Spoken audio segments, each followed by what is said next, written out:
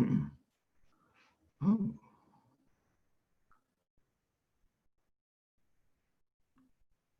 John Covan.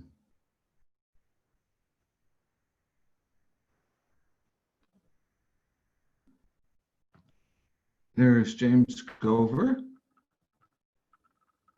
Okay. Howdy, everybody.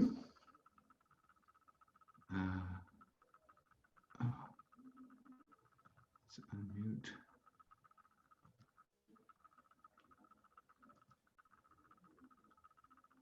All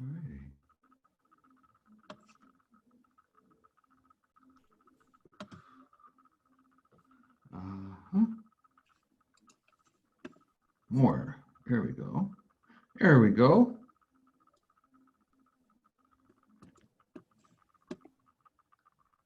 Yes.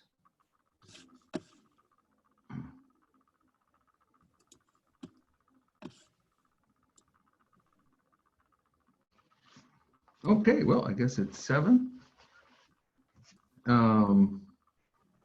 So we should be taping this for later consumption, but this is our April meeting of New Mexicans for Science. No, it'll be off. Okay. Myers.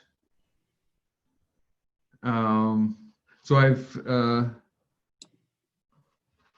yeah. Let's see here.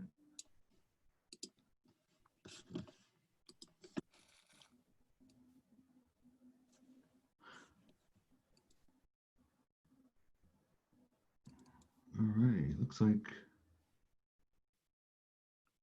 Myers is hooked up. Okay. So we're fortunate to have James Gover, who's spoken to our group before, but today's topic is going to be on cities and infrastructure, and I know he's been working very hard on this presentation. Oh yeah, let's wait about 5 minutes for people to chime in. Okay. Okay. How's everybody doing? Alive. Hi, John. Hi, Jim. Everybody's hands pretty raw from washing them all the time? Mine are. I got some. I saw a funny. Sports? You missing sports, Dave? Are you a sports person? I like to gamble on football during the football season, but it's all by the numbers. I don't really watch the games. I just keep track of how many points each team has, and I make an informed wager. And so it's a fun thing to see. Can you beat your office comrades? But that's the game for me is who in their pool of 8 people. I'm having March Madness. Best. I'm having March Madness withdrawal. Yeah, no baseball, no first day of baseball, and no basketball, and NBA is being pretty late. Yep. There have been some pretty interesting live music events. We tried to use Zoom to see if we could have 3 people in different towns record music together, and it wasn't quite synced up enough. The cities would be half a second at a sync. So there are better platforms for doing that, but I don't think Zoom is the one. Yeah, I saw something on YouTube where a group had done that, a singing group, and each one sang their parts from their home. It was very interesting. It's actually very well done. Okay, well that's excellent. Well, it's almost 5 after, so and people that aren't logged in now will be able to watch this later. We are recording. I see the recording icon. So Jim, why don't you take it over and start your do a share screen and start your PowerPoint and do the slideshow and Is that up? yeah, you should be good to go. Shared screen. Great, I'm seeing your screen. All right. And now I want to get it on slideshow. Play from start. How's that? It's good. It's all good. Okay, now on my screen, the right-hand side has got the faces on it. You can minimize that, but Everybody everybody else can minimize it as they wish. Excellent. Okay, perfect. Yeah. All right, shall we start? Let's start. Okay, let me tell you why I got interested in this subject. In 1988, I was working at Sandia, and there was an opportunity came up to go work for Congress. And I specifically wanted to work on the industrial competitiveness problem. And that got me really interested in the subject. I worked for Senator Domenici for half a year, and the other half a year I worked for Congressman Manuel Lujan, and I was attached to the House of Representatives Science Committee. So that's kind of what got my interest whetted. I went back to DC in 1991 for 4 more years. I worked for Senator Roth from Delaware, worked for Department of Energy and their Tech Transfer Office, and I worked for Department of Commerce. And all 3 of those assignments, I was again focused on industrial competitiveness, but those subjects, that work at least got me very, very interested in economic growth, economic development, what makes economies work. And so after I came back to Sandia, I did some more work. And then after I finally retired from Kettering University in January of 2012, and we came back to New Mexico, I mostly just study economic development theories. How do you build an economic ecosystem? Also doing a little bit of work in the energy arena. And I say I'm doing some work. I work for myself. I study things that are of interest to me. So that eventually I started to focus on cities because I'm beginning to believe that it's like before the birth of Christ, where the economy is organized around cities. It's almost as if we're turning back to that same phenomena now. What's going on in cities seems to be much more important than either states or even national policy. In fact, if you look at the economic statistics of the US, they don't show the real reality that we have some areas that are growing really, really well. We have a lot that are stagnant. We have many areas that are in decline. And so I think this looking at cities paints a much more thorough picture. Now, I'm giving this presentation in reverse. That is, I'm going to start with the conclusions and recommendations, and then I'm going to show you the various city data that led me to reach those recommendations. Anybody wants a copy, just send me an email. I'll send you an electronic copy of the presentation, and I would invite you to share it with anyone you think might be interested in the subject.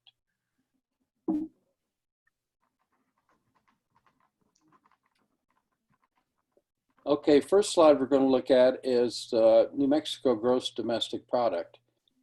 It's about $105 billion a year. About 10% of it is focused in oil, natural gas, and mining. Now, this triangle, it depicts the overall state economy. And I'm showing that, for example, the oil and natural gas and mining industry, which by the way, last year put $3.2 billion in the state coffers, and led to a lot of this, and was the source of the funding that led to raises for teachers and universities and increased university budgets and a lot of other things that the state legislature spent. But most of that additional money had come in through oil and natural gas. 25% of our economy is government. And much of that money is most of that money is research and development. So when I talk about the conclusions, government is such a big part of our economy. We have to figure out, I think, how to get more mileage out of that government spending here, particularly the R&D spending. Now, with the exception of 4% of the state's GDP, that would be about what, $4 billion would be 4%. Is in manufacturing, and I think the big chunk of that's Intel's facility here in Rio Rancho. Most of the rest of the state's economy is just services. It's the internal churn of the money comes in from government and for oil and natural gas, because the oil and natural gas ship out products out of the state. In fact, 82% of the natural gas that is collected in New Mexico is sold out of state. We only use about 18% of it here. So the rest of the state's economy is this internal churn. And it's not, you hear people refer to the government funding as if it's negative. It's really not. It's actually a very stabilizing force in the economy. It's excellent. You'd like to see maybe the manufacturing increase a little bit or develop some other alternative that would sell products and services outside. The problem I see with our economy is right here at the top of the triangle. And that is oil and natural gas are a disaster. The COVID-19 coronavirus has driven down consumption, and Saudi Arabia and Russia are in a competition to see who can put the most oil on the market. And so prices have crashed. And in order to make a buck, the way the New Mexico, most of the oil and natural gas in New Mexico comes from fracking of shale. And to make a buck, you need at least $40 a barrel oil, and some argue even $50 a barrel oil to make substantial profits. So I mean, I don't have a crystal ball. I'm not sure that this sector is even coming back. And now you've got electric vehicles coming down the road, and consumption of oil is probably going to go down in order to, if electric vehicles really take off. Secondly, this sector, the people who do the recovery have debt coming due of about $200 billion in the next 4 years. So I think it's a very insecure source of revenue for the state. And one of the things I'm going to be arguing is that we need to develop something else. We like the money. The governor is dealing with some of the negative aspects of oil and natural gas, particularly the methane, very high methane levels we have in the state. I'm not going to get into that with this talk, but they do have a plan to address that, and they're already committed to measuring it. So they're dealing with the negative side, I think, reasonably well, at least as a start. But I think it's going to go away. I'm concerned that it's going to go away. So the big thrust of my talk is, what does New Mexico have to do to replace this 10% of the economy right here when it goes down the tubes? So there you have it. It's interesting, by the way, just look at this slide and just think about it a bit, because I look at this as the boundaries of a system. It's got money coming into oil and natural gas. It's got money coming into government. Going out are products and services. The services the government sends out are largely paper. The dollars go back to the federal government, but the last time I looked, we get about slightly over three times more federal money coming in than we spend back to Washington. So you'd like to replace oil and natural gas and mining you'd like to replace a fraction of this with something that would bring in money from outside, and maybe we provide services or product to the outside world that would flow out of the system. Okay, so here's my first recommendation. I've contacted the state, I've contacted the mayor's offices. I've tried to find, does this state have a strategic plan for economic development? And the conclusion I've come to is we don't have one. You'll hear things like, well, we don't want to share what we're planning on doing because we're in competition with other states. I think we have, what we have is a tactical plan for economic development that changes every time we get a new mayor or a new governor. And I'm not even sure that within the governor's office, I think our governor, if she wants to be governor for 8 years, she probably can be. That's long enough to get at least a strategic plan started, but it'll have to go beyond 2 terms of a governor in the state for it to be effective. Now, once you have a strategic plan for economic development, I really think that we need to craft university strategic plans that's linked to this economic plan. And I think that one component of that is we need to raise the rankings of the universities in the state. I'm proposing in 10 years, we should have 1 university in the Wall Street Journal top 50, 3 in the top 100, and all universities in the top 400. And I think all university programs, but particularly the STEM-based programs and business programs, need to also achieve high rankings. It's interesting. If you look at one of the highest rated schools at UNM, it's the law school. But the lawyers are mostly just doing churn within the state. They're providing services to somebody else within the state. There may be a few exceptions to that, but I think largely that's what's going on. So I'm arguing, okay, I've looked at all the cities, and I'm going to show you all these data in a little while, but I've looked at what different cities are doing that has led to their fast rate of economic growth. And these are the conclusions I've reached: that New Mexico should focus its investments in high-tech education, emphasizing artificial intelligence, data analytics, cybersecurity, Internet of Things, augmented reality, robotics, and machine learning. I'd suggest that these topics should be embedded in multiple majors in New Mexico's universities and community colleges, and make these also the topics of the research emphasis, particularly in the STEM disciplines, particularly computer science, but also computer engineering and other fields of engineering related to it. Now, UNM already offers an online master's study in IoT that could, and by the way, UNM's online master's program has gotten good marks from Wall Street Journal as well. So that should be expanded to include other high-tech topics like the ones I just mentioned above there. AI in particular, data analytics. Also, I think you have to start embedding these subjects in New Mexico K-12 schools. And it's interesting, I went on Intel's website and I found one of their vice presidents has been working with one of the Intel fellows in Australia, and they're actually developing a education program in Australia.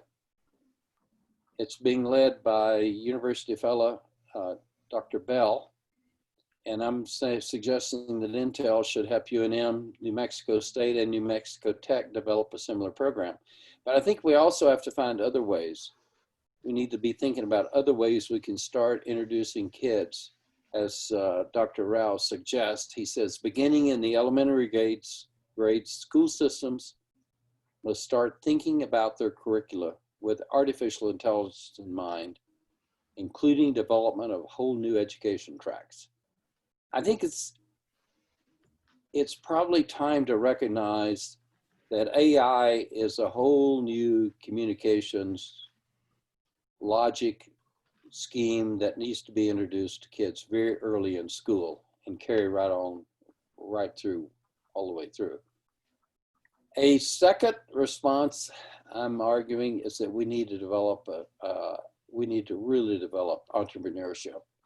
And I've probably downloaded 250 academic papers from all over the world studying entrepreneurship and what you can do at a university to promote entrepreneurship, etc.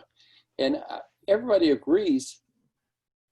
I'd say it's indisputable in the academic community, the academic research community that studied this, that the #1 driver of entrepreneurship is culture. And you have to build an entrepreneurial culture. Now, in looking at that notion, it shows up in a lot of different ways. And one way is that if you look at a unicorn is a company that someone starts and it grows to have a valuation of $1 billion or more. Only 3% of universities, US universities, and most of those are private universities, have graduated 90% of today's unicorn founders. I mean, obviously, everybody knows this. Stanford is #1, but Harvard is high. Most of the Ivy League schools are high. Of the public universities, the only ones that have very impressive records are University of Michigan, I think, has had 5 unicorns started by their graduates, and Cal Berkeley has had a similar number, but for the most part, it's just ones and twosies by the public universities. So it's clearly, I mean, it's clear that there's a difference in culture in private universities and public universities, and they have different masters that they respond to. So given that, I'm arguing at the University of New Mexico, New Mexico State, and the New Mexico Institute of Mining and Technology, with assistance from New Mexico's government labs, Sandia, Los Alamos, Intel, the Air Force Research Lab, should join that elite group and embed entrepreneurship coursework throughout their curricula. And I think that the labs need to develop an entrepreneurial mindset and learn to think like entrepreneurs. And if they do, by the way, their work for the federal government will be improved because they'll be a lot more innovative. I think it would help stimulate the labs and the universities if the New Mexico congressional delegation and the New Mexico governor would apply a little pressure to DOE and the Air Force and Sandia and Los Alamos to spin out New Mexico-based companies with potential to grow into unicorns. For example, one example, if I would, my own assessment, I read the R&D 100 awards every year, and Los Alamos and Sandia get a considerable number of them. And my assessment is that about half of them have some commercial potential. And I'd like to see that commercial potential developed here in New Mexico. But unless there's a specific plan to do that, it's not going to happen. Another thing I'm arguing is I think we need a community-wide effort. First of all, let me tell you what I observe, and then in a capsule real quick, and then I'll tell you why I reached this conclusion. It's hard not to notice when you're studying economic growth around the world that there's a couple of religions that have seemed to be really good at it. Northern Utah, I'm going to show you some data on Northern Utah, and there is absolutely shows that they're one of the most impressive states in the U.S. for their economic growth, and they've developed a high-tech economy. The BYU has spun out 5 unicorns. University of Utah is rated #1 for tech transfer. The second one, and you have to believe that's somehow related to the culture that they've developed through the religion. And in fact, I'm not sure that if you look at the different factors that shape culture, religion may be the most important shaper of culture. The second one that's similarly a strong religious affiliation is Israel. Starting in 1948, when Israel basically restarted from then to now, they've become one of the fastest growing high-tech economies in the world. So we have to figure out, and to do that, I think you have to figure out how to build an entrepreneurial culture, an innovative mindset. And to do that, you're going to have to work with your education leaders and the religious organizations in the state to figure out how to do it. And the other point I'm making is I'm fully aware that New Mexico has a lot of very, very talented people. And it's almost like they retire and I don't know what they do with their time, but it's like they go into stealth mode. And we got a lot of really talented people here that are retired. I meet on a Thursday morning with a group of those people that are just blow me away every time we meet with their knowledge, what's going on in the world and their ideas. And they're very successful people. And we need to somehow figure out a way to get the retirement community here, particularly the intellectual elite retirement community, and get their input into our policy development process here. I don't think most of these people want to go serve on the state legislature, but we have to find a way to get their ideas and input into the policy development process. So how do we get started? I just constructed this today because it was clear to me just saying that you got to figure out a way to kickstart something. And so I think the governor should appoint an economic development committee for the state that would include executives from DOE, New Mexico universities, national labs, Air Force Research Lab, the US Army, Intel, major cities, the mayor's offices in major cities, think tanks. We've got a couple of think tanks whose work I follow here. The Native community, I think the mega church leaders, major counties, and retired intellectual elite. So try to put together a fairly large committee, and the governor could appoint somebody to run it that was from that community, one of the members of that community. For example, the gentleman who just retired as president of Sandia Labs would be a great person to have to run this committee for her. I think part of that would be to develop a 2-decade state economic vision and a strategy for reaching that vision. We have to start thinking much more strategically. Secondly, they should develop a strategic role for universities in implementing that state economic vision. Third, develop a strategic plan for getting more state economic bang from the federal R&D dollars spent in New Mexico. Our R&D expenditures in this state are very high. I'm going to show you a lot of data that'll basically show you that nobody's figured out how to do this very well. It's not that we're an exception. I don't think federal money is creating very much economic bang anywhere in the US that is spent. I don't see New Mexico as an exception one way or the other. I'd like to see us become an exception in that we take the money from the federal government, do the work they want us to do, but then we spin out other economic growth within the state. And I think that's going to require a lot of thought on how to do that. And then another thing I would ask this committee to do, this is just a repeat, everything here is a repeat of what I just told you in the last 2 slides, is develop a plan for utilizing public and private institutions to build an entrepreneurial culture throughout New Mexico. I think most of you know that cultural change takes at least a decade, but you got to decide and develop a strategy for how you're going to do it. So you got to get started. And the institutions you'd expect to implement it, particularly the K through 12 schools and the churches, have to be a part of that. So here we go. Here's the outline of my talk now. I gave you the bottom line. So I want to show you some data on today's New Mexico economy, not New Mexico's comedy, economy. I want to show you data on the city economic growth throughout the US that led to my recommendations.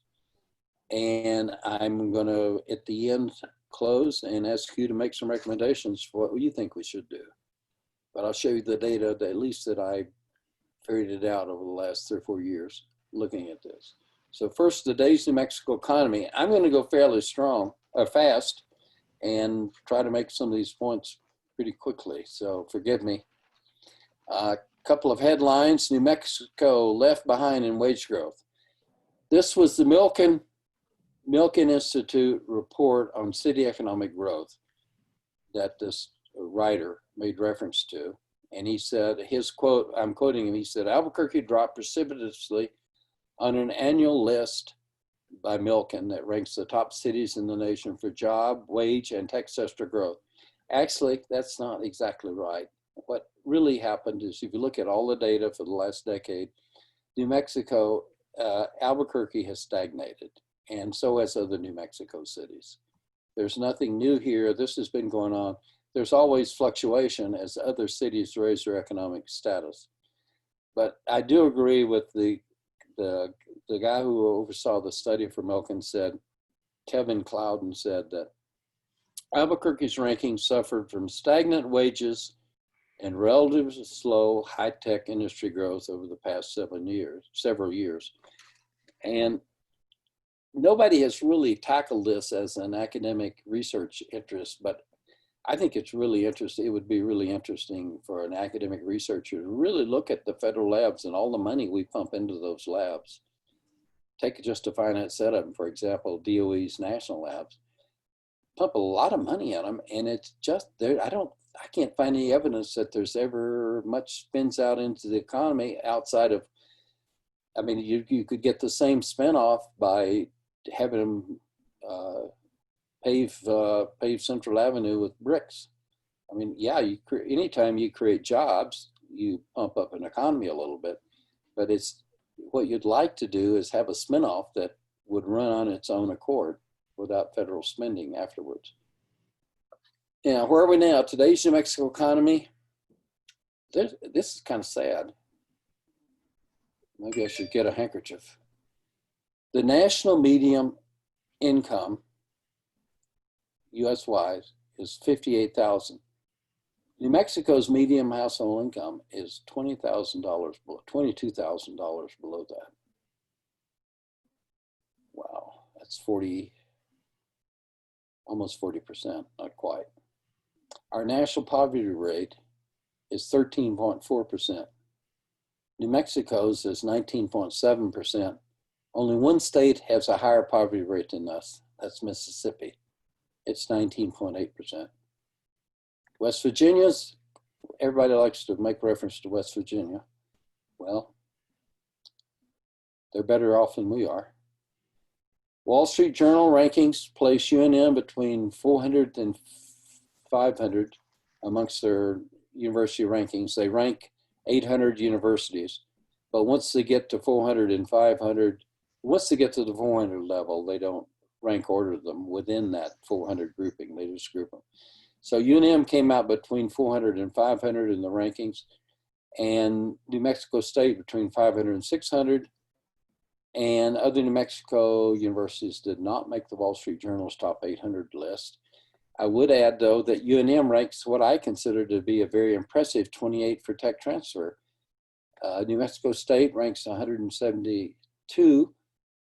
But again, I don't know exactly how they measure this. I think they just count the number of spin-outs, but none of them are growing too much. If this is just spin-off counting, and I haven't had a chance to dig that out, maybe it's not as impressive as I'd like to believe. Because it's interesting, the number one company for startups is, number one university for startups is BYU, but yet they're only fifth. They rank fifth for number of startups.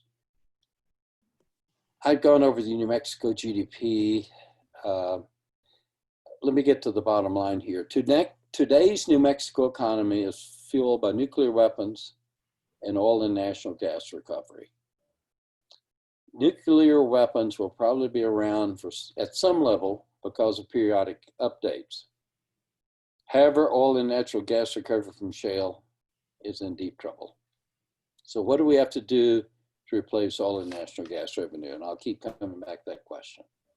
What do we have to do? Here's another one that just recent journal article by Kevin Robinson Avila, and Avila, excuse me. and talking about how the coronavirus and the problems with Russia and Saudi Arabia flooding the market is destroying oil. There was another article in today's Albuquerque Journal about that. New Mexico economic data, I don't want to go into this, and you could study it if you want. This plot on the left side shows federal government employment. And it's interesting, I'm confused because I was aware that San Diego was adding like 1,100 jobs this year. So we must have suffered some, giving us about, what, 29 at the end of 2017. So it's come back up some since 2017 by another 1,000 jobs. So that just shows it's pretty stable. It's fluctuated between from 2008 to 2017, almost a decade. It's fluctuated between 29,000 and 34,000. That's not, in the world of economics, that's not a big fluctuation. Unemployment in the state, it was interesting. We were kind of slow.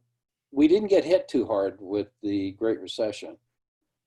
We did get hit. We weren't hit as hard as a lot of other places, and that's because 25% of our GDP is federal government funding. And we were a little slow to create jobs afterwards. We finally got down to 2020, just slightly under 5%. Still not as low as the national average. Forbes, business magazine that's widely read. These are some of their statistics. Median household income, 47,000. Again, about 20,000 below the national average. Here's what bothers me. I'm going to show you data that's going to show you that one of the criteria for economic growth is low cost of doing business, or favorable business climate. There's a dozen ways to say that. And I'm bothered that New Mexico's cost of doing business is 2% above the national average. Our college attainment's a little low. Our bond rating is not great. Net migration, this is also a kind of an indicator. The problem is we have a lot of older people like myself moving into the state, and most of this net migration of minus 2,100, a very large fraction of that, and I don't have the exact data, but it is college graduates. So we're one of those states that's experiencing a brain drain. And what's going on is you'll look at these cities, you'll see some of these boom cities, they're pulling in the kids. I talked to an MBA student at UNM. I said, where's your classmates going to work? And many of them had jobs. And he told me that one of the few places here that employ MBAs is the Presbyterian Hospital. And a couple of people had taken positions with them, but everybody else is going to Denver and Phoenix and Provo and Austin and Dallas. So that's that minus 2,100 net migration.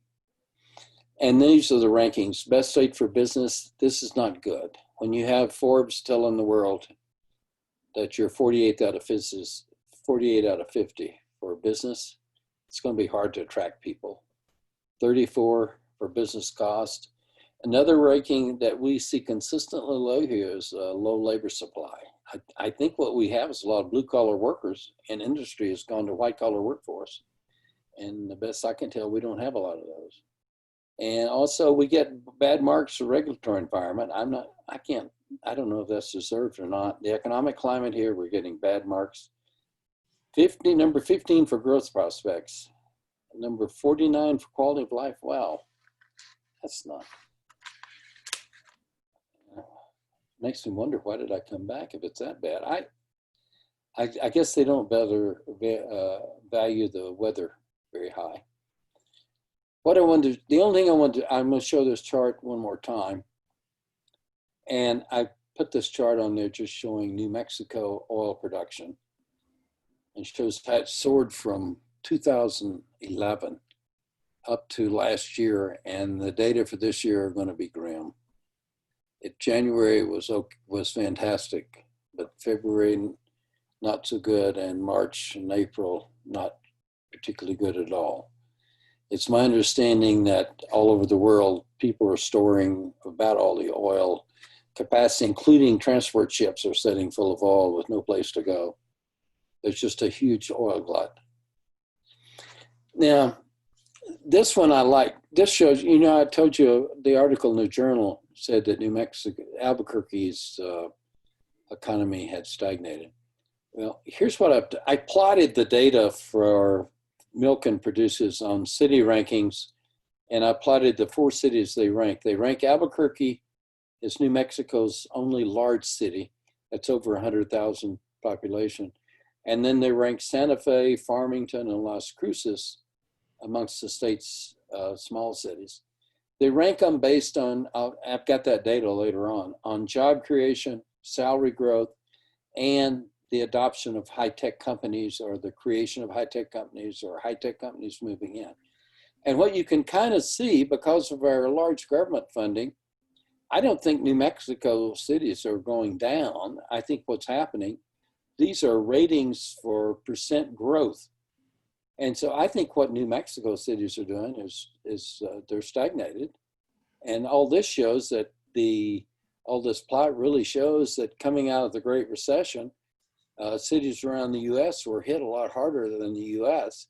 I have no idea why Las Cruces fared so well.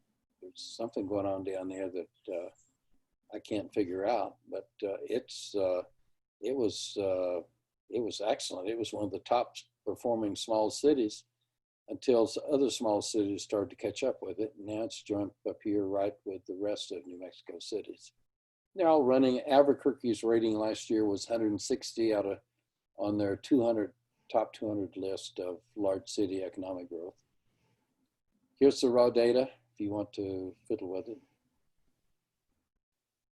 That's, I took this data from about 10 years of reports by the Milken Institute. And I'm pretty comfortable with my interpretation of it. The outlier is Las Cruces, and I can't figure out why Las Cruces seem to be, they basically did the same thing, but it was delayed about 2 or 3 years from the other cities in the state. They've all more or less plateaued up here now.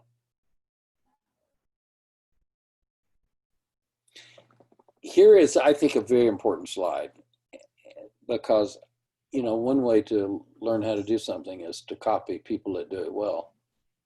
China's been doing pretty darn good with their economy doing that. I don't know why states should be embarrassed to do it. I've compared Utah and New Mexico economies. And Utah has 3 cities in Milken's top 25 for large cities, and 2 cities in Milken's top 10 for small cities. The rankings, Milken rankings, are based on rates, percentage of job creation. In other words, they compare to the previous year, not the total number of jobs you create, but the percentage growth. That way, a smaller city like Provo, which is only, like 650,000, because they have a high percentage growth rate, they can rank number 1, although they're not creating near as many jobs as, say, Boston or New York City or Chicago. And the fact is, Chicago stagnated relatively so to the fast growing cities in the US. Excuse me. They also rank the cities based on salary growth and technology adoption. They weight 44% of the rating is job creation, and the rest of it is split equally between technology adoption and salary growth. Albuquerque is ranked 161 with an average ranking since 2013 of 162.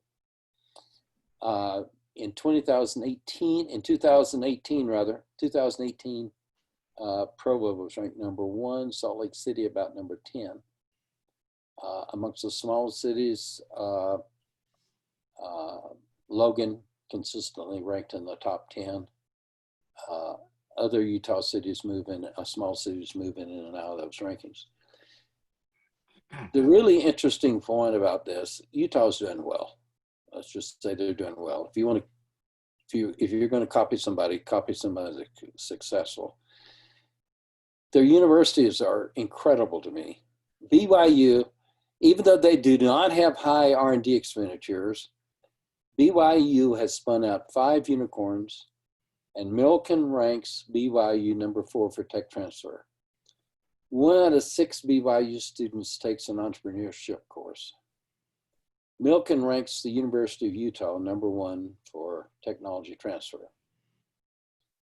UNM ranks a very high 28 for tech transfer, plus Sandia and Los Alamos both have major tech transfer programs, and Science Park.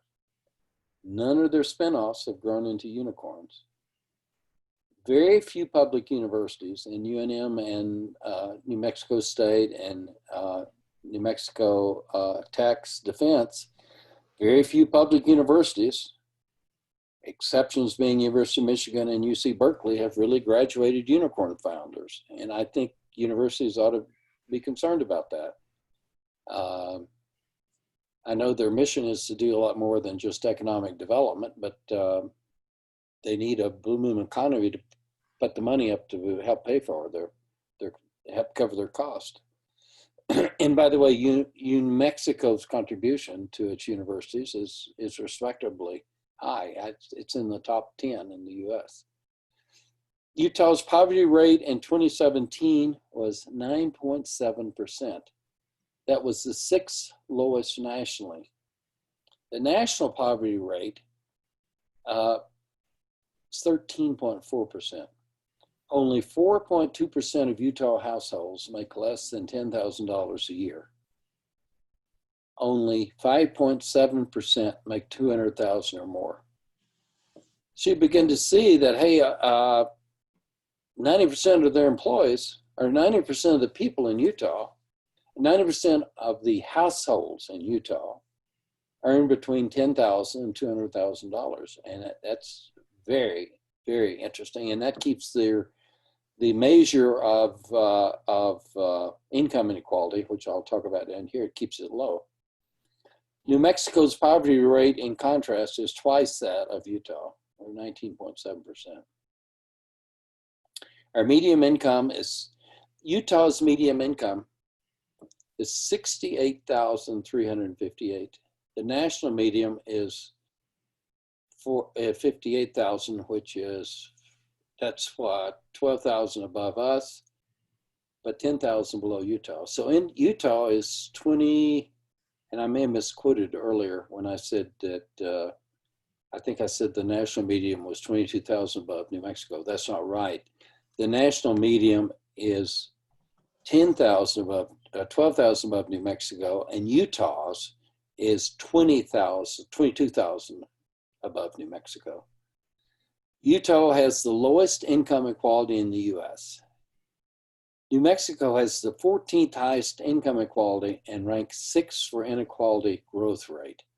So we are quickly rising up, and it's very unusual for a low income state to have this high of income inequality. It's unusual when you look at the data. But not as unusual as Utah. Utah is being driven by high-tech economic growth, and they're still distributing their income over a very large fraction of the population. I think we need to understand a lot more about what they're doing.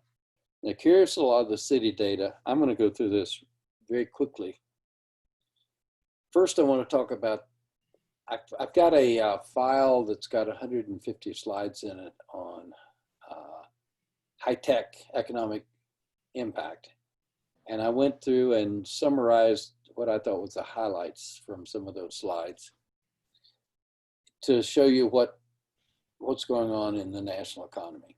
Artificial intelligence developers and machine learning engineers are earning over $200,000 per year. Between 2015 and 2018, there was a 344% growth in machine learning job postings.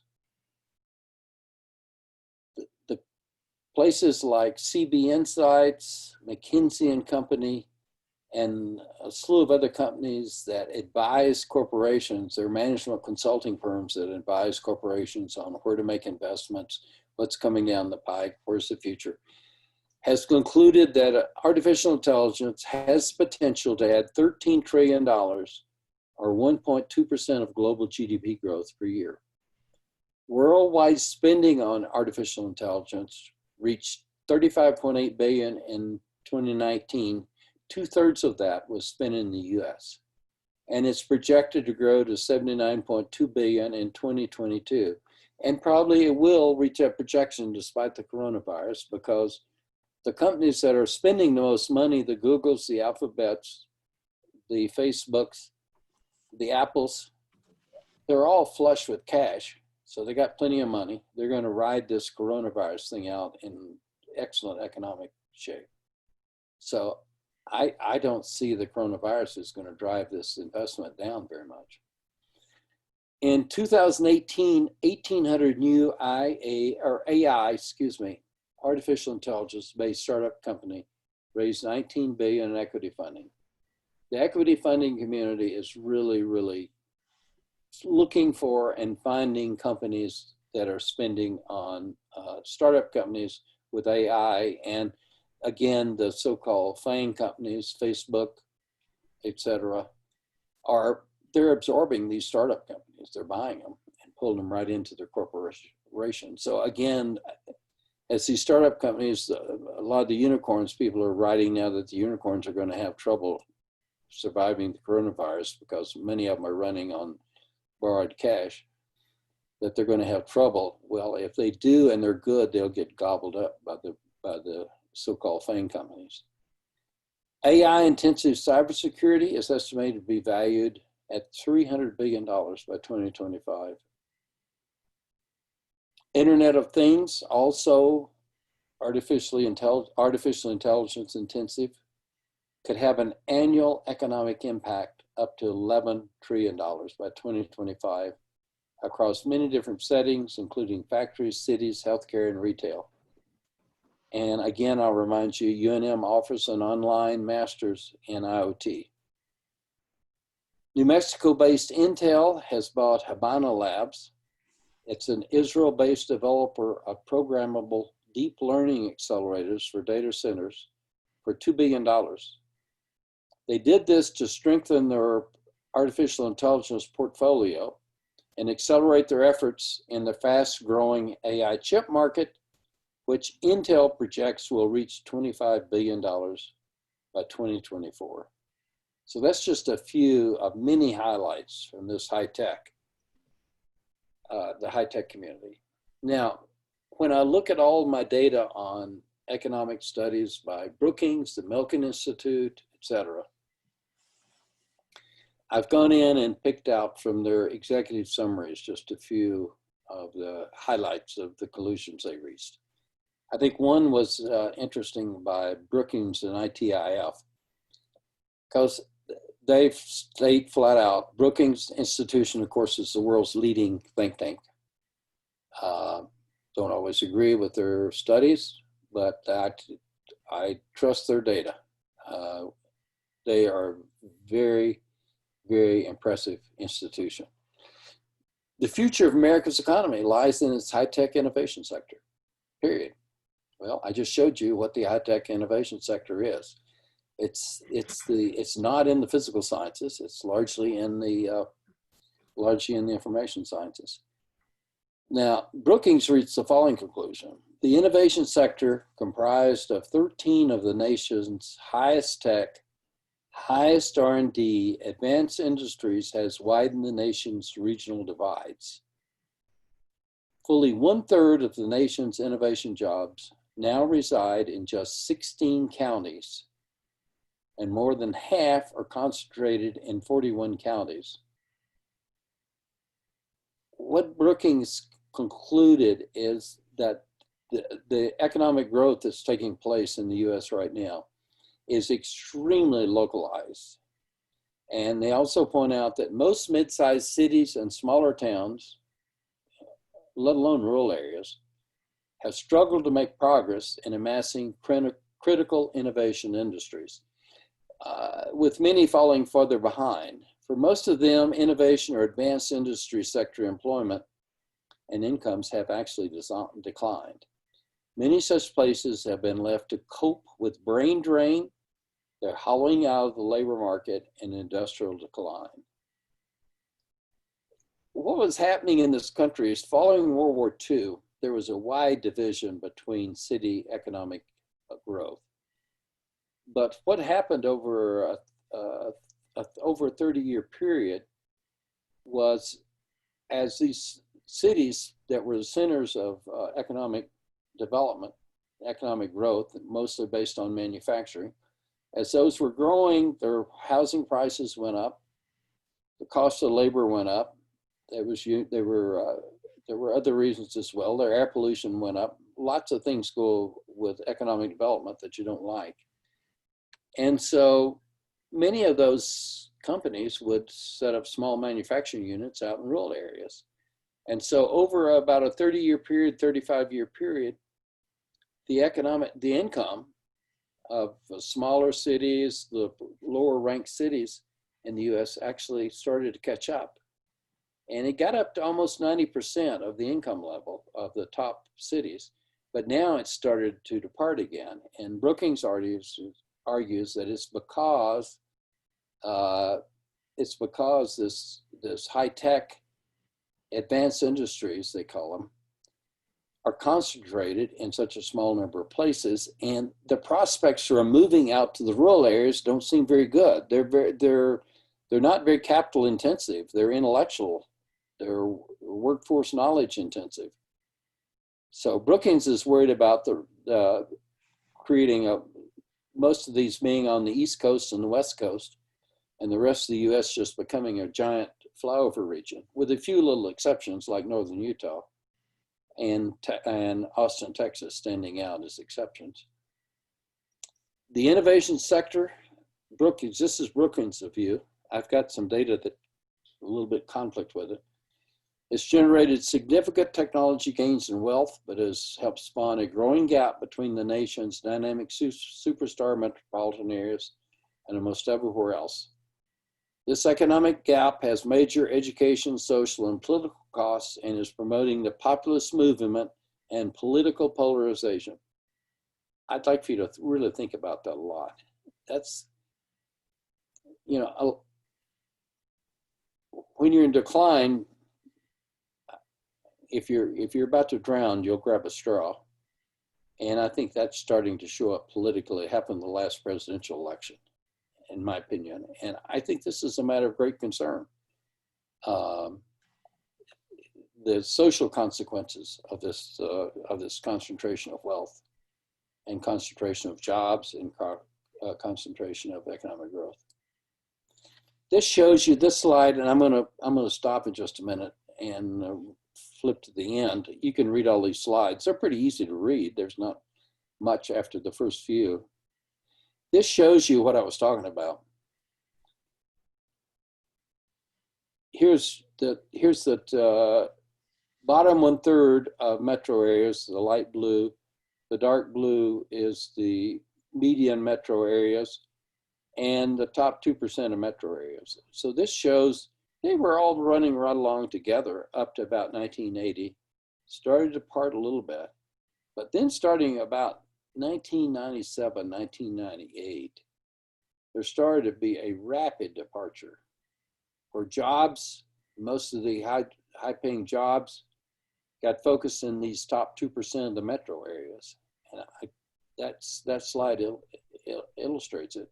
And you can bet your bottom dollar these people down here aren't too happy about it. I don't think they understand what's happening, though, but they're not happy. Oh, they know for sure they're not happy, but the cause, I think they're confused about. This is another one that shows starting about the 1980 time period. If you track hourly compensation for workers versus productivity growth, up for the previous 20, 30 years, they pretty much tracked along together.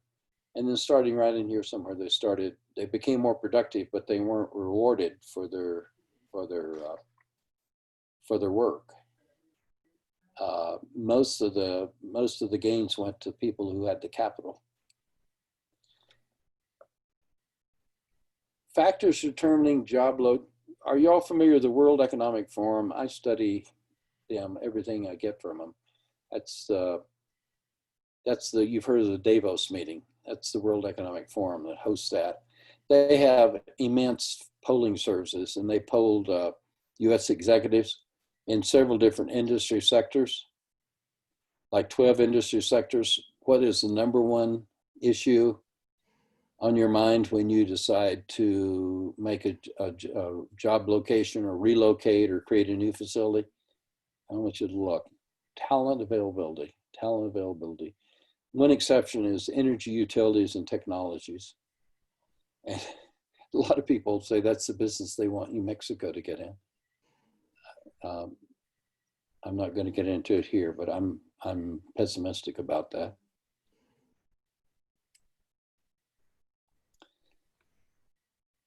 Okay, how do you want to go forward? I could talk for 3 more hours. Dave, you want to? Shall we have some questions, or what do you want to do at this point? I've got lots of more material I could show people if they want to.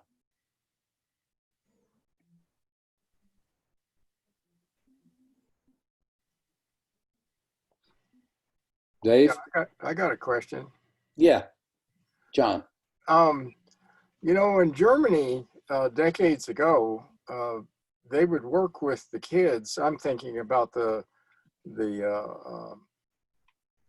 divergence point where they decide whether a kid's going to go become a blue collar worker or not.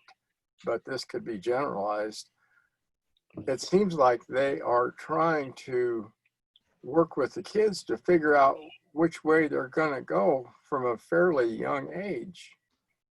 And we seem to be doing nothing of the sort. I agree. And I think that's a problem too. I think we have to, first of all, this high-tech economy is not for everybody. Not everybody's not of the frame of mind or interest or whatever to do artificial intelligence or machine intelligence work. But I think we have to figure out a way to identify people with that kind of potential early and put them on a different track. I think the blue collar workforce, we've got a lot of blue collar workers that love to have jobs here in New Mexico that are working beneath their blue collar training level already. But I'm thinking of your planning suggestions in the sense that Okay. It could also be emphasized to the state for sure. Okay. That if they want to have a handle on where they're going, especially blunting the negative impact of the potential loss of hydrocarbon economy. Yes. That you essentially say, look, guys, we need to not just sort of paddle around in circles, which is kind of what we've been doing, but look down the road for a decade or more.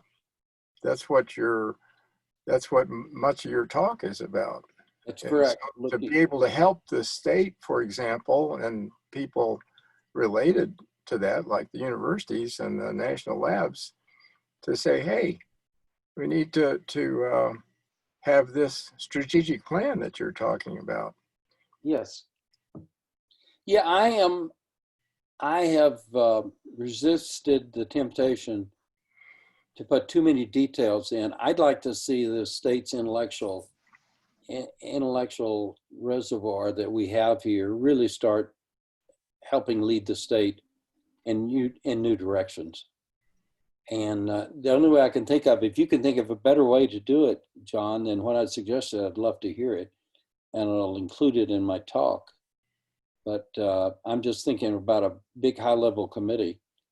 On the other hand, I know that if you had the president of Sandia on a committee, on a state committee, they've got, what you'd hope is that they would pick somebody and assign them full-time to do that job for Sandia. Some staff, if you could find them. If the kids have skin in the fight, so to speak, why not involve them in trying to decide ways to steer the boat? That's interesting. That's an interesting idea. So I'd like to mention at New Mexico Tech, we have a every year, maybe every other year, they have a big entrepreneurs workshop, and they invite students and professors and just community members. So Dr. Wells, Stephen Wells, our president, is pretty active in that. I think the main guy behind it is Larry Udell. But they, really, they have some great speakers. This year's session was messed up because of the virus and the shutdown and all that. But they did have some virtual meetings. But I went to one a couple of years ago. It was excellent. So I'm going to approach like Larry Udell and see what he thinks of stirring up some of these ideas. Yeah, it's really interesting that if you go back and research entrepreneurship, what you have to do to really get it to take a hold. It's deep. I mean, you have to get so that's what people think about, and they have to learn to be comfortable with risk taking. The whole world is looking. I mean, everybody recognizes. Academics around the world recognize, at least I should qualify it, I'm not sure the politicians do yet, but the academics recognize that entrepreneurship is an absolutely critical part of future economic growth. And there are some journalists publishing a lot of good research papers from around the world. And that's particularly true. I'm getting papers from all over the Middle East, Pakistan, trying to figure out how to stimulate their economy. There's a lot of people working on this, and we have to figure out how to somehow mine the best ideas from what they're doing. And I can tell you the technical part of this may be the easy. Let me flip way down here to a slide that's of immense interest to me. Show you, I should have jumped to it.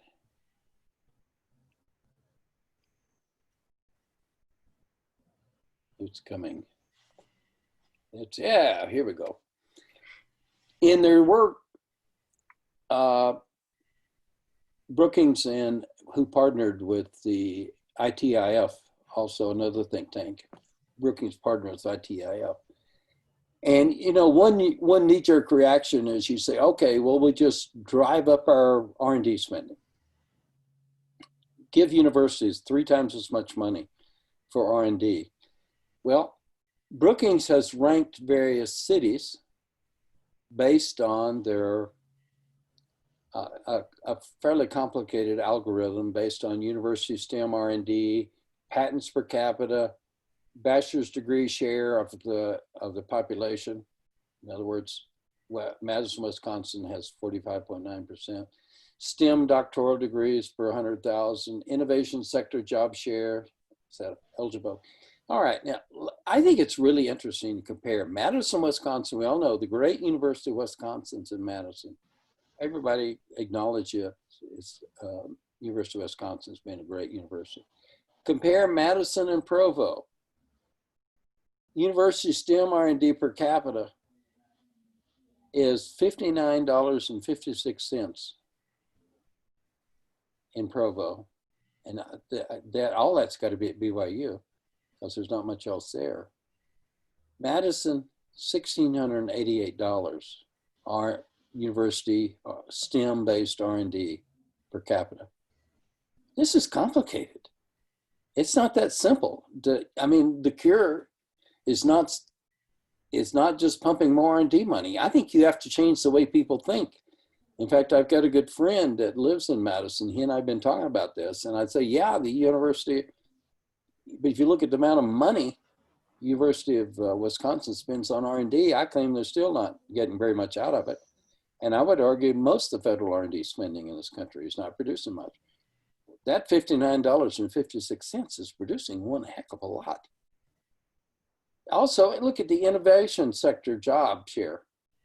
Actually, a higher fraction of the jobs in Provo are innovation sector jobs. That's Brookings code for high-tech jobs. 5.9% in Madison. Madison is producing over 10 times as many PhDs per 100,000 population as BYU. Their BA share, the bachelor's degree share, is not that different.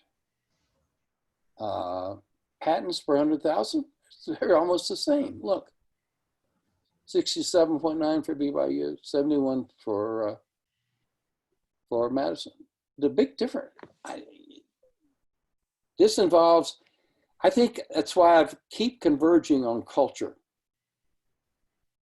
You have got to change the culture. You can throw money at this all you want, and until you build a culture, you have to, now there may be a better way to build a culture than I've come up with. I'm not an expert on social sciences, that's for sure. But you've got to change the culture. Look at these. You compare all the way, even on down on the next slide, Albuquerque's. Look at this list here. There's a few. Look where Albuquerque fits. We're not bad. We're sure not at the bottom. Here's one of the Milken top 25 cities. Palm Bay, Melbourne, Titusville, Florida. Very low, and even more so. Here's Charlotte, North Carolina. One of the fastest growing cities, 2.5 million population. Great, $9.58. Wow. Yeah, it's much more complicated than just throwing R&D money at it. And by the way, there are foundations like the Kern Family Foundation who funds universities to try to build an entrepreneurial culture. And I've got a friend. Which foundation is that? Kern, K-E-R-N. Kern, okay. Kern Family Foundation. And it's tough. It's just not simple. That's why I keep coming back to the religions. The religion seems like they played a really important role in it to me. And what's interesting, the Bible Belt where I was reared, Knoxville, Tennessee, Knoxville, my goodness, Oak Ridge is a $3 billion national lab, just a few miles west of Knoxville. They're like Albuquerque in my eyes. Similar size, not much economic growth. Yeah, it's really, it's intriguing. I wish that I could flesh out a simple story. I can't do it.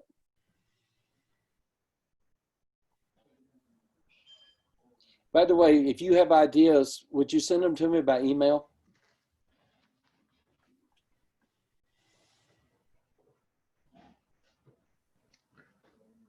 You got it. Okay, thank you. Anything else? Any comments anybody wants to make? One of the fun things they do at this entrepreneurial workshop at New Mexico Tech is they have it's called the Wolf's Den. It's sort of a ripoff of the Shark's Tank. But they, have sponsors for the workshop put up money, and they get the like 5 people to present their inventions, and then one of them wins like a $5,000 to $10,000 prize to go help market their innovation. So that a pretty neat way to stimulate interest in entrepreneurship. Yeah, UNM offered something last year. I heard the president at an IEEE meeting say, and they expected maybe a couple hundred kids to sign up for it, and they had over 1,000 kids. I mean, the kids are ready. They're ready for this. Yeah.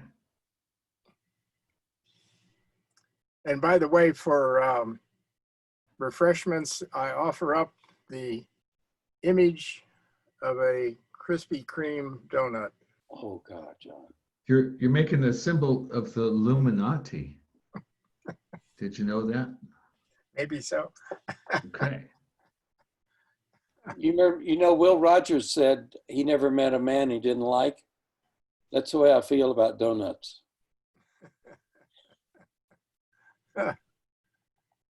Well, Jim, this is great. Thank you so much for a splendid Yeah, it's presentation. very, very thought-provoking presentation there. Thank you. What do I do next with this, guys? I got a lot of time invested in this. What do I do with it? We got to figure out some way to get you to present this to Governor Lujan Grisham and her advisory staff. And we need to, get these ideas out to the university presidents. I can send it to Dr. Wells down here at Tech. I'll probably send it to Larry Udall too. Udall. Okay, it's awfully long, and I don't know if those people have time to plow through all those files or not. Would you like for me to go through and get rid of non-essential stuff? That would probably help Okay. because people are so darn busy. Yep, exactly. But for sure keep the main points that you were talking to. Okay. I'll do my best. Yeah. So when got a you lot get of a hours- when I you got get a a lot of hours. version Pardon? when you get a version that you're happy with, send it along to me, I will. and we will post it on the NMSR website. Okay. And that way people can just go to a link and get the presentation without having to email a huge file. Okay. What about the New Mexico media, like TV and perhaps radio, newspapers? Well, I publish in the Albuquerque Journal. In fact, I had one with, I was second author on, that had some of these recommendations in it. I'm not sure what else I need to do. Yes, and I think that those were quite good. I do send it to the journal, but they used to publish 3 or 4 mine a year, and now I'm lucky if I can get them to do 2 a year. Are you on a first name basis with anybody over there? The editor and I exchange emails, but these journalists have a different view of the world than we technoids. I know a couple of the journalists at the Journal. Well, you're welcome to send them anything I have. Okay. I don't think they can deal with, I'll tell you what I did. I sent this to a guy that runs a journal back in Kentucky and said, would you like to go through this and see what you think about it? And I said, if you're interested, I will redo it for Kentucky. And he said, well, we can't publish a PowerPoint. I said, okay, I'll put it in a narrative form. So I did it. And Kentucky doesn't have that 25% government cushion we do. I think they're in deep trouble. I think they're, I kind of think it's like Brookings says, there's going to be the East Coast and the West Coast, and in between are going to be a few little hot spots of economic growth: Phoenix, Northern Utah, on Austin, Dallas. And I think there's going to be a lot of wasteland in between. Yeah. You'd think that the New Mexico politicians would be really in a dither over the potential loss of oil income. You And do. This whole talk is a clear suggestion of how they can reorient this state to blunt the impact of that. Yeah, what's interesting is I had the conclusions I had reached back in November, and that piece that was published in the journal last week or week before last was submitted to them in November. And I was predicting that the oil market would crash. It always has. And the thing about fracking, if oil prices aren't $50 a barrel, fracking's marginal. Yeah. And at $40 a barrel, you probably can't afford to do it. So, I mean, it was inevitable. And by the way, Russia and Saudi Arabia both have been in a dither for 2 or 3 years over our fracking of our fracking of shale. And in fact, in January, we had the largest oil production. The U.S. had the largest oil production in the world. And the Saudis they've tried 2 or 3 times to drive down oil prices. Jim, I think one of the strategies you might consider is linking this to climate change. But if we're going to deal with climate change, we need to move away from this oil-based economy, and that jives with some of the ideas about exploring artificial intelligence. And so I think that might be a way to get your foot in the door with Governor Lujan Grisham, perhaps. You know what? I think the connection, I agree with you 100%, Dave. I think this is absolutely tightly connected. In fact, I'm working on a presentation for August before a Democratic group called Indivisibles. Oh yeah, we have a chapter down here. Yeah. Okay, I'm going to give a talk at I was scheduled to give a talk at their conference in Albuquerque. It was going to be held at a Lutheran church all day Saturday. Then we were going to go have dinner up at the El Pinto. And I'm still working on that talk. And the more I dig into it, Dave, the more complicated it gets. It's really interesting. This pathway New Mexico's on, my first look at says, oh, this is not going to be too hard. The more I look, the harder it seems. Oh, yeah. And I think if we don't have something to replace that oil and natural gas, we'll never accomplish the Paris Accord standards. Yeah. Because we won't be able to afford it. The other thing that I've pretty much debunked in my research is that a lot of people say, oh, well, the renewable energy is going to create all these jobs. Well, the best I can tell, there's nothing coming down the pike that can replace coal mining and burning coal in a power plant. That takes about 1,000 jobs per gigawatt. We need we're about a 10 gigawatt state right now. So, I mean, most of these replacements are running like 50 jobs. Once you construct them and put them up, their operational cost is about 50 jobs per gigawatt. So yeah, we better be thinking about creating jobs here. And you're right, it is an absolutely critical part of her climate strategy plan. All right.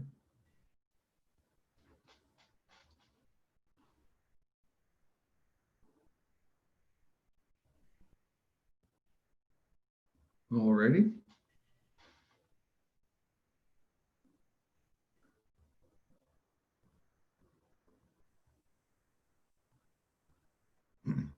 All right, I'm going to get off then if there's no other questions or anything. And that was fascinating, Jim. Thanks much. And I'll send out the link to the video. It should be like a video that you can watch, like YouTube. Okay. But also, you know, when you get that finished PDF, we'll post it on the website for you. Okay.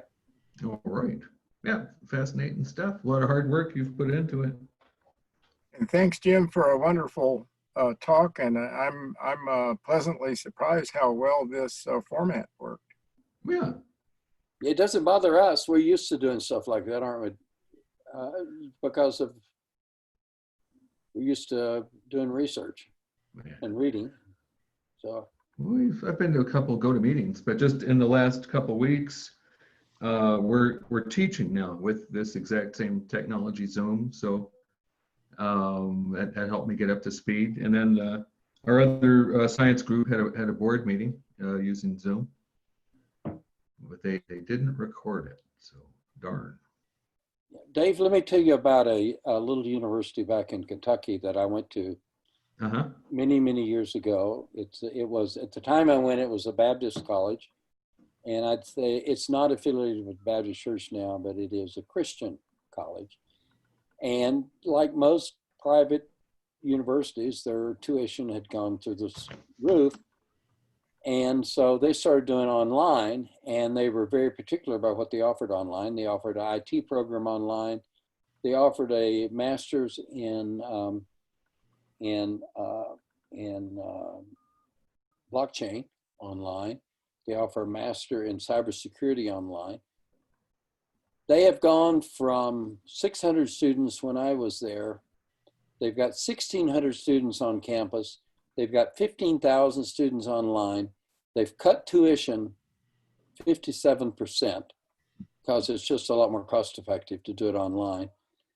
Their on-campus enrollment is booming. They're buying everything in the city within walking distance of the university and turning it into university housing. So, and I know university is a tough business to be in today, but they've seemingly found the secret. It's called University of the Cumberlands. If you're interested, Okay. Yeah, I'll check it out. Check it out. Check out what they're doing. I can't comment on the quality of what they're offering because I haven't dug into it. But I can tell you from an economic point of view, it's very successful for them. And it was interesting. Apparently their online expertise has affected their on-campus enrollment. They're able to upgrade the qualifications now for who comes on campus.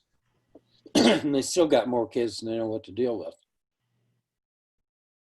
So it's interesting model. I think they're the second fastest growing university in the US based on enrollment.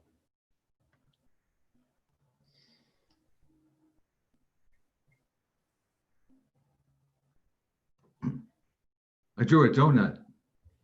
Oh, wow. What kind is it?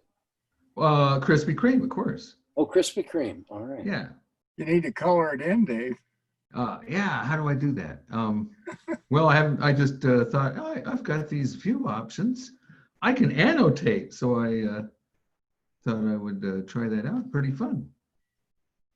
If it was PowerPoint, you could choose a fill color. Yeah. Line width, font, color. Yeah. I've got all kinds of options here. Okay. Very good. Yeah, you know, it's interesting, jumping back on the New Mexico economy, that 25% government pad is really nice to have. It's really nice to have. You just have to be careful to not get too comfortable with that and cause you to not become ambitious. Yeah, complacency is. It breeds complacency. Is not a good thing. Yeah. Yep. And that's the dark side in my eyes. It's bred complacency here. Oh yeah. Back when we were at BDM, we had guys that just bragged about how easy it was to nurse at the federal tip. Yeah. Yeah. Yeah. Yeah.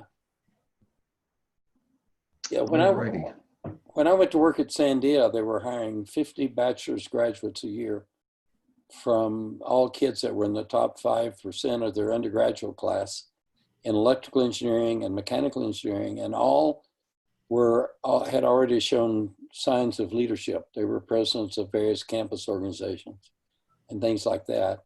And they put us down at UNM. And in retrospect, after I became a faculty member, I realized that those people that I was part of that community, God, those are the people that we looked to at our school. We looked to go out and be presidents of corporations. And at Sandia, there was 3 or 4 of the people I knew that got up to be a director, never very particularly high in the corporation. And most of us just kind of sit there and did our job and tried not to wake too many waves. That was a little hard for me sometimes. But yeah, it's you get complacent. I sure did. Yep. All right, thank you guys. All right, thanks, Jim. Thanks All righty. All right, well, we'll send some recommendations along. Very interesting, Jim. Thanks much. Thank you. Anybody else have anything just before I close the meeting here? All right, be careful out there. Live long and prosper, everybody. Dave, Yeah. what about next month? What are we doing? Oh, so we have pretty highbrow physics guy from Sandia that's going to talk about the fusion program. I bet we will still be on lockdown. So let's maybe consider doing another one like that, like this. I'll get a hold of him, see what he's thinking. Even if the lockdown is officially ended, it might be too soon to have a big meeting. We could even invite him to watch the recording of this meeting. There you go. Yeah. Good idea. All righty. Well, we'll see you all later. Be careful out there. Don't take any wooden nickels. All righty. And All right. maybe we should work on some of these other folks to get video and audio capability. The neutron generator has been quite quiet. But he was there. I saw him lurking. Hey, Eddie. Okay. All right, guys. All right. See you all later. See Good ya. night. Take care. Nighty night.